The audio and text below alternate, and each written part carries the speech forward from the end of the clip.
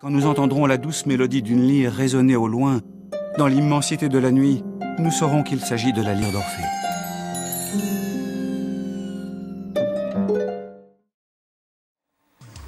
Salut tout le monde, bienvenue dans la collection d'Orpheus.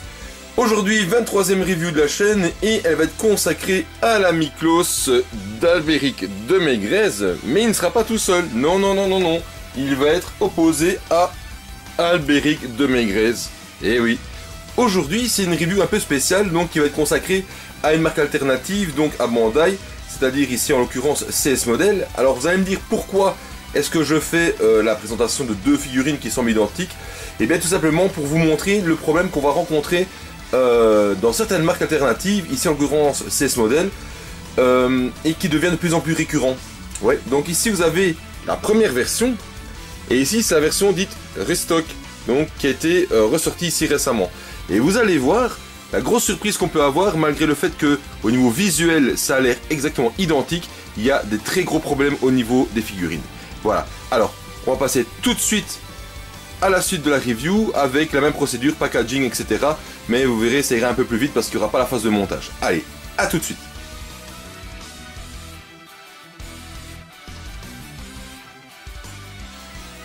Avant de passer donc à la review du packaging de ces deux différentes éditions, tout d'abord un petit point sur le pourquoi du comment. Donc comme je l'ai déjà dit lors de différentes reviews, je ne fais pas du Tamashii Bandai, je collectionne du Senseiya. D'accord, donc je ne suis pas plus pour une marque que pour l'autre, certains ont des avantages, d'autres d'inconvénients, et vice versa. Alors, pour faire succinct, qu'est-ce qui pourrait porter les gens à se diriger vers de la marque alternative comme CS Model, Great Toys, S-Temple, Metal Club, ou se porter vers l'officiel tel que Bandai? Bah déjà il y a le prix, ça c'est sûr. Ici en restock, l'Albéric de Maigres coûte 40 €. Si vous voulez la même chose en Bandai, en officiel, vous mettez le double. Ça c'est voilà, c'est un fait. L'avantage des marques alternatives fait que il y a parfois certaines pièces, certains bonus qui sont présents, comme des visages, malgré que ce soit une édition classique, des visages qui sont présents en plus que la version classique Bandai n'a pas. Par contre, Bandai propose le totem, chose que la marque alternative ne propose pas. Donc, voilà, il y a à boire et à manger. Le problème maintenant, c'est que dans les restocks, au niveau des marques alternatives, parfois ça pose de gros problèmes et vous allez voir pourquoi. Ensuite, ce qui pousse peut-être aussi les gens à aller parfois sur des marques alternatives, bah, c'est aussi, comme je le disais, le prix. Parce que fatalement, maintenant, la nouvelle stratégie au niveau de Tamashii Bandai, c'est que les figurines neuves qui sortent maintenant sont à des prix qui dépassent les 100 € tout de suite. Et tout le monde n'a pas un puits de pétrole dans son jardin ou un trésor caché. Et donc fatalement, les petits nouveaux qui se lancent dans la collection, ou même les anciens qui continuent leur collection, ben, fatalement n'ont plus envie de débourser des sommes astronomiques pour se lancer dans telle ou telle collection. D'accord?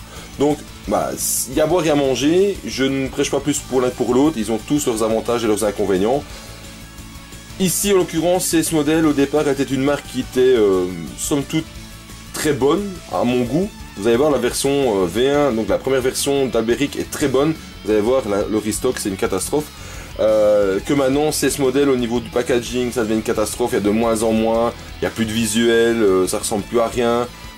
Qu'au niveau de la qualité des figurines, c'est de plus en plus mauvais, et donc voilà, c'est la preuve que là aussi une marque alternative au départ sort de très belles pièces pour justement tirer le collectionneur chez lui, et au final quand il voit que ça se lance bien et que les collectionneurs achètent, bah, après il commence à aller sur le déclin de la qualité, et c'est comme ça qu'après bah, plus personne n'achète chez eux. Voilà, parenthèse faite sur le pourquoi du comment. Donc aucun parti pris entre l'officiel et le non officiel. Voilà, ici on va faire une vidéo qui va vous montrer la différence entre une version sortie en première édition et un restock fait par une marque alternative. Voilà. C'est pas toujours le cas, hein, mais en tout cas ici le cas est présent. Donc au niveau packaging, comme vous pouvez le voir, la première version et la version restock sont absolument identiques au niveau face avant. Ouais, elles sont identiques au niveau des tranches, elles sont identiques au niveau de la face arrière, et elles sont identiques sur l'autre tranche. Voilà, c'est tout pareil. Donc c'est vrai que de prime abord, quand on voit le restock qui arrive sur les sites de vente, on se dit waouh super, enfin ils le ressortent. Chose qui peut par contre freiner les gens quand on voit par exemple le dragon, le cygne ou Andromède quand ils étaient sortis à l'époque chez entre autres CS Model, où ils avaient un visuel comme ceci qui était présent, et que le restock après c'est juste une boîte noire avec un dessin dessus, et qu'après la boîte elle disparaît, ça ne devient plus qu'une boîte en plastique, etc. et on voit le déclin. Donc là on voit aussi que parfois des restocks après ça commence à être de très mauvais au niveau qualitatif, tant visuel packaging qu'au niveau qualitatif de la figurine en elle-même. Voilà. Alors au niveau des blisters, je n'ai sorti que 2 parce que ils sont présents comme ça dans la boîte. Ils sont en tout point identiques, d'accord. Donc j'ai laissé celle de la V1 complète, enfin complète, ou quasiment complète dans sa boîte, voilà. Donc il faut savoir que dans le package ici de Albéric de Maigrez, vous avez donc 3 visages fournis, un visage hurlant, un visage avec les yeux fermés, un visage fantôme, plus le visage neutre qui est mis sur la figurine. Vous avez également un crâne transparent et un crâne blanc qui sont fournis, une épée violacée, une épée transparente qui sont fournis, et également la flamme qui peut se positionner sur l'épée. Sur l'autre ici vous avez le corps traditionnel, vous avez les paires de mains qui sont exactement identiques et en même nombre des deux côtés, et toutes les pièces d'armure qui sont en même nombre et identiques au niveau de la structure, donc de l'apparence de moulage. Voilà. Tout est identique, la chevelure, etc. etc. Chose qu'on va rencontrer comme problème déjà, petite chose qu'on va rencontrer comme problème au niveau des visages dans la restock, c'est que c'est des visages qui sont de moins bonne qualité au niveau de la couleur. Voilà, donc je mets le blister sur le côté, voilà, comme ça, on va ne pas s'embêter avec ça. Et donc je disais donc qu'on a des soucis au niveau de la couleur des visages, pourquoi il y a des taches qui sont présentes.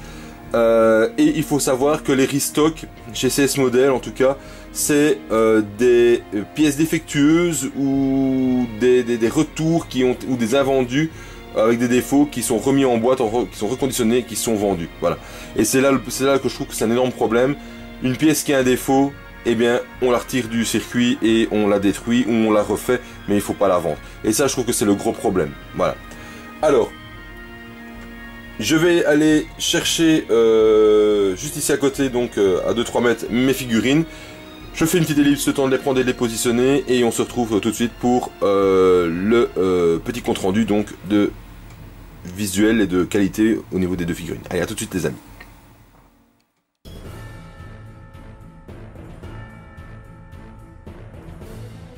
Voilà, on se retrouve donc pour le petit débrief donc sur la qualité donc de ces figurines.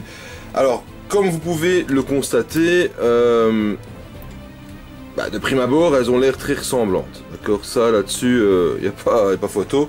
Donc de loin vous allez me dire bah ouais c'est les mêmes figurines, mais vous allez voir que de près c'est tout à fait autre chose. Donc ici je vais décrocher la caméra et je vais venir vous montrer ce qu'il se passe au niveau des restocks. D'accord, hop, je vais faire un petit peu plus de clarté à l'arrière pour que ça se démarque vraiment mieux. Donc vous allez voir les petits soucis qu'on rencontre, et je trouve que c'est vraiment honteux de vendre ce genre de choses aux collectionneurs. Voilà, alors allons-y tout doucement, hop, voilà. Alors comme vous pouvez le voir, donc ici donc nous avons la version première génération, et là nous avons le restock. Alors je les ai mises toutes les deux sur un support, pourquoi ? Parce que j'ai pas envie qu'elle tombe pendant la review, de 1, et de 2, celle-ci a sa jambe cassée, la restock a la jambe cassée. Ouais, alors je l'ai pas acheté avec la jambe cassée, non, j'ai juste permuté le corps avec la V1, pourquoi ? Parce que la V1 est tombée une fois par terre et ça a cassé. Voilà, la jambe a cassé, il est tombé de pas très haut, et voilà. Donc là c'est un problème déjà qu'on rencontre au niveau de la qualité de certains plastiques, c'est que parfois ça casse, vite et bien, d'accord ? Alors, si je fais le tour du propriétaire au niveau de la version 1, vous pouvez remarquer que au niveau de la couleur de l'armure, il y a vraiment très peu de défauts présents. Ouais. Elle est vraiment très belle, il n'y a pas de défaut de peinture, tout est assez bien réalisé. Ouais, les genouillères sont très bien, il n'y a rien, il n'y a pas un éclat de peinture présent, ouais, donc sur la face avant. Donc regardez bien la face avant de la V1 comment elle est, regardez le visage comment il est. Voilà, il est vraiment magnifique. Maintenant on va passer à la deuxième. Hop, on va sur le restock. Voilà, le restock ici. Alors, faut savoir que le restock au niveau du visage, il a ici, je ne sais pas si on voit au travers du casque, mais sur le visage, faut savoir qu'il a une marque bleue au niveau donc de la dent ici qui revient sur le côté. Donc, il y a déjà un marquage qui est fait d'origine dedans. Ensuite, il faut savoir, regardez un petit peu l'épaulette ici. Regardez-moi ça, des éclats de peinture partout, au-dessus, en dessous. Je viens ici. Hop. Je viens là, regardez. Je descends. Les couleurs sont pas extraordinaires. Je viens sur la genouillère. Regardez-moi l'état de la genouillère. À quoi elle ressemble. Elle est arrivée comme ceci. Donc la couleur, on a l'impression qu'elle est fondue. C'est écaillé de partout. Ouais, la deuxième était en plus ou moins bon état. Regardez les jambières comment elles sont. Il n'y a plus de peinture sur le bord des jambières. La qualité des jambières est vraiment pas terrible du tout. Il y a des éclats en dessous. Et ça, c'est arrivé tel quel dans la boîte scellée. Donc, voyez un petit peu le problème qu'on rencontre.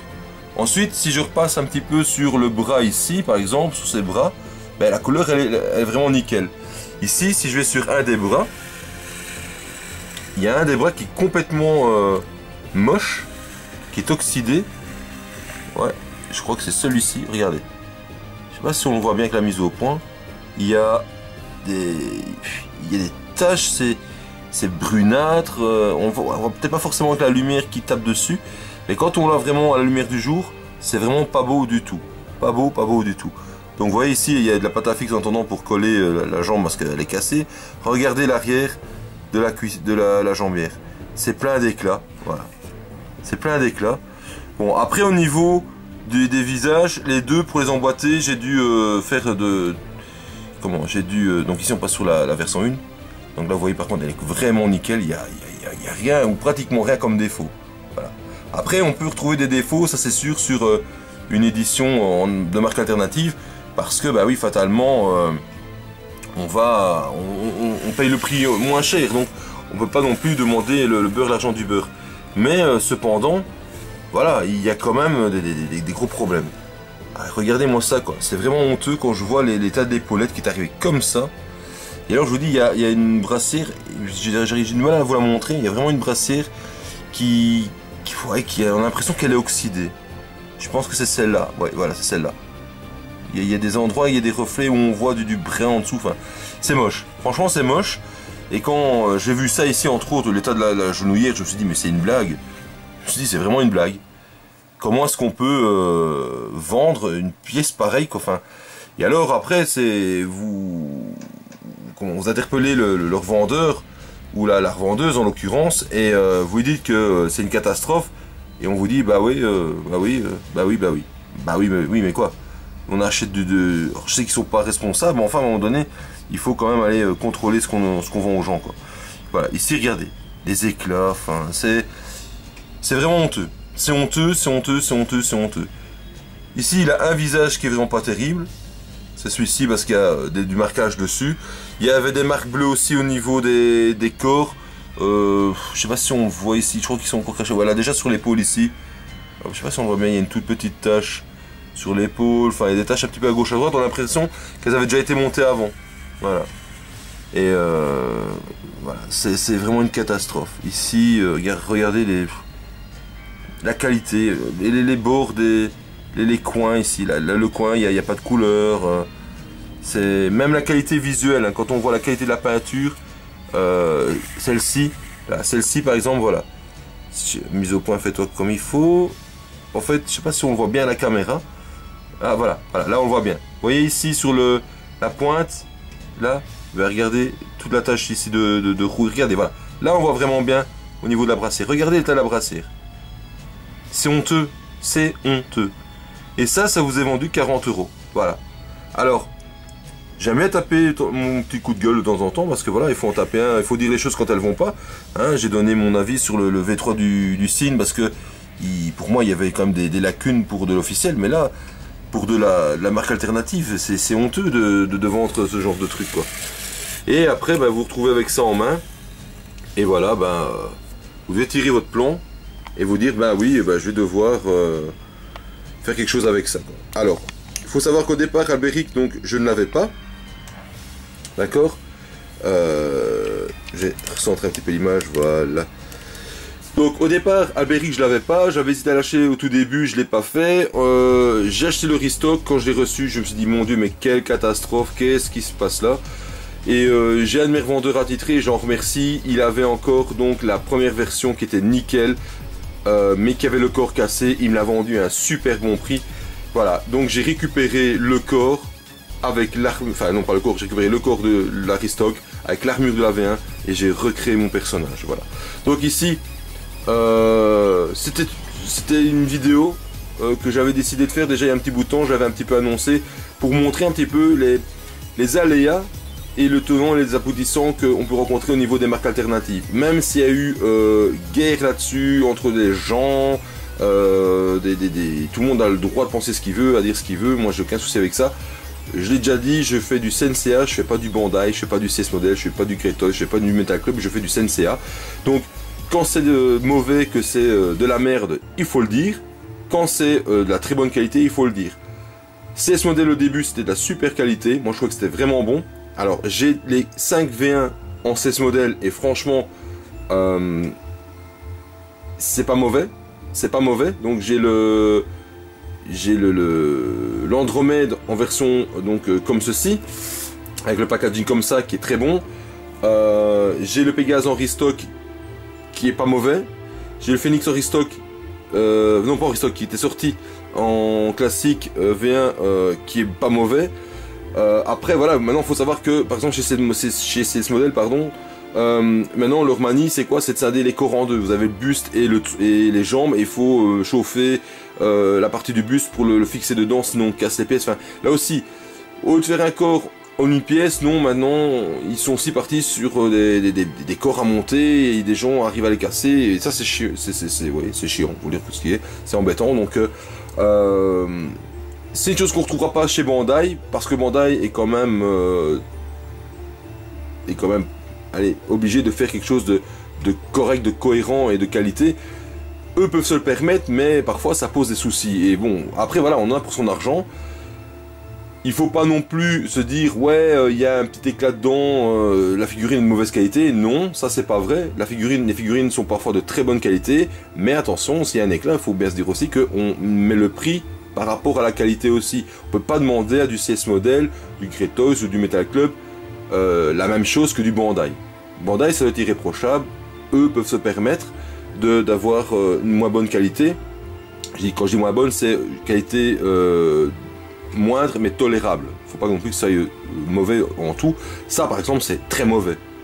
Donc je vous le dis, n'achetez pas le restock Albéric, c'est une catastrophe.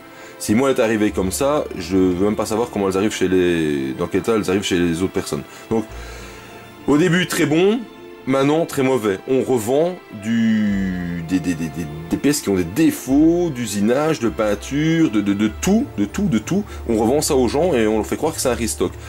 Contrairement au revival de chez Bandai, Bandai fait des revivals, c'est-à-dire qu'ils ressortent des figurines déjà existantes, comme par exemple ici Shaka qui est ressorti en EX Revival et d'autres.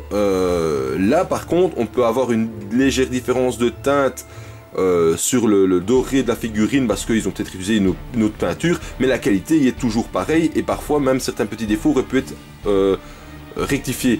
Que le restock en marque alternative, il n'y a rien de corrigé, c'est on ressort des pièces et chez ces modèles, ce qui est honteux c'est qu'ils n'ont pas ressorti des pièces refaites en usine neuves, ils ont pris des pièces qui avaient des défauts et ils envoient ça aux gens.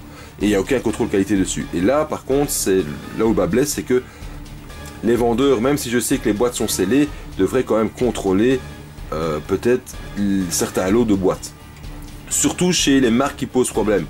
Il y a des marques comme Great Toys ou Metal Club Stemple qui, on sait presque que les yeux, on peut les acheter les yeux fermés parce que très rares sont les problèmes pour le prix qu'on paye. CS Model, ça devient une catastrophe. Donc voilà, CS Model, Aurora Model, parce qu'ils ont encore changé de nom, c'est Aurora Model, et s'ils n'ont pas encore changé de nom depuis, ce sera sûrement encore autre chose. Voilà, donc à un moment donné, ça pose des gros soucis. Voilà.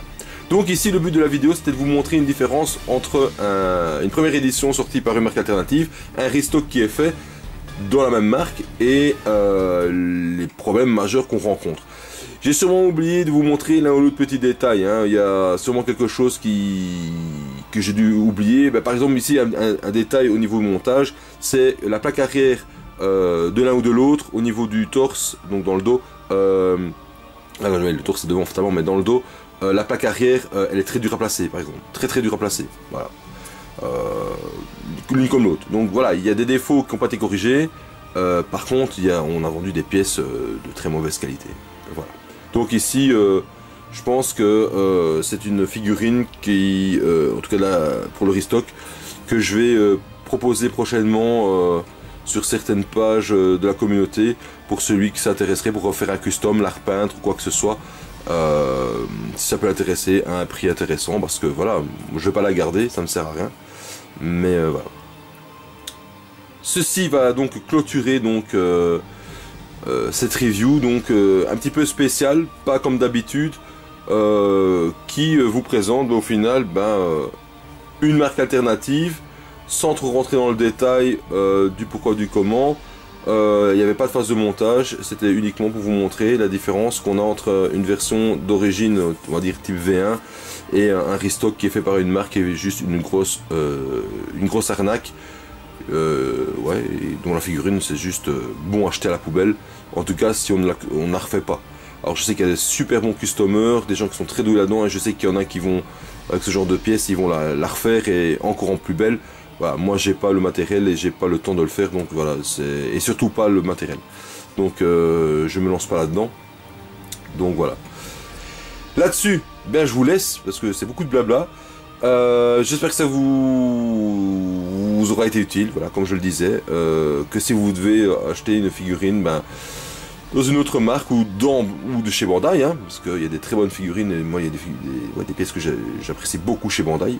Voilà, à vous de faire le choix. Ici c'était une vidéo pour vous montrer ce à quoi vous devez vous attendre si vous partez sur une marque alternative et surtout si vous partez sur du restock. Voilà.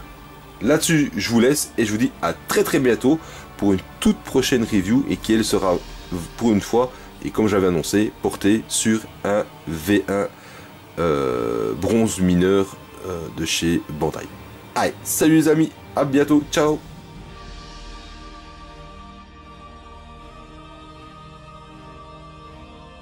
Voilà les amis, alors petite vidéo bonus pour compléter donc cette review marque alternative versus marque alternative entre les éditions normales et les restocks. Voilà, alors ici on a affaire à Bud d'Alcor qui avait été sorti par CS Model et qui est encore en vente actuellement. Et cette pièce a comme particularité d'avoir une grande fragilité au niveau des pièces en plastique, comme les épaulettes. Donc je vais vous montrer, voilà, en fait déjà, la pièce en plastique ne tient pas dans son logement ici, c'est déjà un problème que je vais devoir rectifier avec un pointeau pour réécraser le métal et pour qu'il soit solidaire à la pièce en plastique. Mais en plus j'ai rencontré comme problème donc la pièce ici qui en fait a cassé dans son axe et tout simplement en la mettant. Voilà, le plastique est tellement fin, tellement de mauvaise qualité que ça a cassé. Voilà. Donc j'avais fait quoi à l'époque? J'avais percé qu'une aiguille de part en part la pièce et j'avais passé un tout fin fil en aluminium. Ça c'était une manière de faire. Le problème c'est que voilà, c'est très souple, il faut vraiment être minutieux, c'est pas génial, d'accord, mais ça vaut ce que ça vaut. Alors, ce que j'ai oublié de préciser tantôt dans la restock de Alberic, c'est que j'ai eu le même problème, elle a cassé aussi. Mais par contre celle-là n'a pas été réparée de la même manière, elle était collée. Alors je vais vous montrer comment faire tout simplement pour réparer ce genre de pièces sur ce type de figurine. Donc ici j'ai récupéré ma pièce fatalement de l'épaulette, voilà tout simplement. Et j'ai acheté ceci. Alors voilà, hop, tout le monde reconnaît la marque, hein, c'est Loctite. Et en fait c'est un Loctite qui coûte dans les eaux de 7 € et des prunes en grande surface, hein, dans le magasin de bricolage, et qui est composé de deux éléments, c'est-à-dire un activateur et la colle en elle-même, d'accord. Donc ça c'est première chose, c'est avoir ceci. Après bien entendu c'est jamais qu'une réparation, hein, et ça tient ce que ça tient, hein, ok. Ça tient pas mal. Maintenant, voilà, il faut aussi se dire que si on manipule plusieurs fois, bah, ça risque quand même de casser peut-être avec le temps. Deuxième chose, et ça c'est un achat que moi j'ai fait il y a très longtemps parce que je fais du modélisme aussi, c'est un support à maquette. Vous voyez, en fait c'est quoi? C'est tout simplement des pinces style pince électrique qui sont mises sur un arbre en métal qui est réglable, modulable, tout ce qu'on veut. Et en fait cette pince va me servir, parce qu'elle est très très dure, va me servir de moyen de pression pour le collage de pièces. D'accord? Donc le principe c'est quoi? C'est qu'avec votre activateur, vous allez mettre sur les deux faces qui doivent être en contact le produit. Ouais. Vous attendez 60 secondes. En fait, c'est un genre d'accrocheur qui va chimiquement attaquer un peu le plastique. Et ensuite, vous allez placer sur une des surfaces le Loctite. Je vous conseille de le mettre non pas sur la plus petite, mais le mettre carrément sur toute la partie la plus large. Comme ça, il y en a partout. Et ensuite, on positionne la partie en plastique et on vient effectuer une pression. On laisse serrer pendant un certain temps, hein, et ensuite, voilà, une fois que c'est fait, on peut la repositionner sur la figurine. Voilà. Donc ici, je vais faire le collage hors caméra, parce qu'il faut faire ça de manière assez minutieuse. Et ensuite, je vous reprends pour donner peut-être d'autres explications à ce sujet-là. Allez, à tout de suite. Voilà, la phase de collage est terminée. Petite astuce aussi, c'est quand vous vous lancez dans ce genre de réparation, munissez-vous d'une pince à épiler, ouais, ça aide vachement, et munissez-vous aussi d'un Stanley de modélisme, donc c'est plus tranchant qu'un cutter, et ça permet vraiment de couper les résidus, les surplus de plastique déformés ou quoi que ce soit avant le collage pour que ce soit vraiment très lisse et très plane au niveau des surfaces. Donc ici, gros avantage sur cette pièce là, c'est qu'il y a une petite pointe qui vient se loger dans, une petite boule qui vient se loger dans un petit creuset au niveau de la pièce, et donc fatalement pour le collage, on ne sait pas se tromper. Quand on la met, elle est dans la bonne position, et donc voilà, ça va bien. Attention, si on fait ça sur d'autres figurines où il n'y a pas vraiment un repère physique qui est présent, faites attention de ne pas le coller à l'envers, sinon une fois que c'est collé, c'est trop tard, et là vous allez devoir la décoller. Soit avec le Stanley ou quoi que ce soit, mais vous risquez encore de recasser, mais pire que mieux, la pièce qui était déjà cassée au préalable. Donc voilà, ici je vais essayer par après donc, de replacer ça sur le rivet de l'épaulette, rivet qui est à mon avis un peu trop court, donc je pense que je vais avoir du mal. Dans le pire des cas, je pense que je mets un petit point de colle à chaud dessus et le tour sera joué. Après c'est clair que c'est une figurine qui ne doit pas non plus être manipulé à outrance, parce que sinon on risque peut-être de le recasser par après. Voilà, je pense que j'ai un peu tout dit sur la figurine. Juste au passage, comme je vous l'ai jamais présenté, Bud Dalcor en édition CS modèle, c'est une première version, c'est pas un restock, et elle présentait déjà cette grosse problématique de pièces en plastique d'épaulette ultra fragiles qui cassent mais vraiment comme pour rire.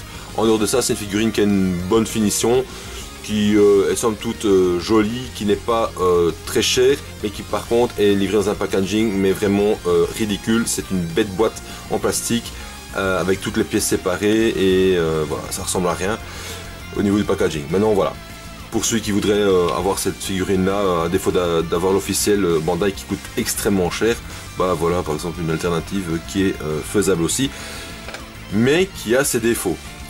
Au niveau du plastique, et franchement c'est pas génial, voilà.